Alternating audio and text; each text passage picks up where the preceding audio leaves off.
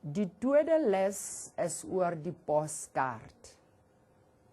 Die postkaart is 'n manier om te kommunikeer wanneer jy reis. 'n Postkaart het ook 'n spesifieke vorm. Op die voorkant van die postkaart jy skryf die adres van die persoon aan wie jy skryf.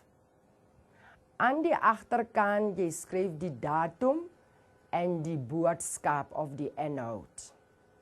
Dit is nie nodig om jou adres te skryf nie.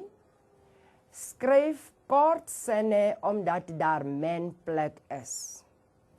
'n Reël word oopgelaat tussen die verskillende paragraaf. 'n Reël word ook nie oopgelaat tussen die verskillende paragrawe nie, want daar is te min plek daarvoor. Net die belangrike inligting word gegee.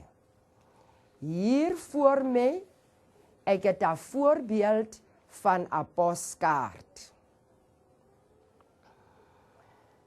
Ek het geskryf die adres, meneer en mevrou Botha, posbus 7, Bloemfontein, 9300.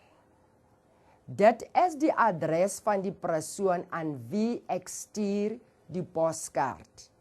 Dit word geskryf by die voorkant van die postkaart.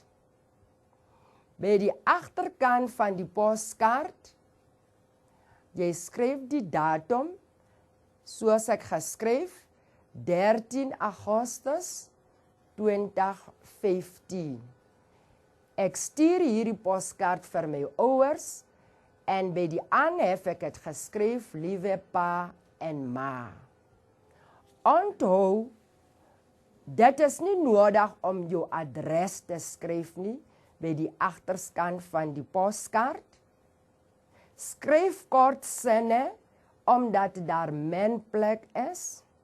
'n Reël word ook nie oopgelaat tussen die verskillende paragrawe nie, want daar is te min plek daarvoor.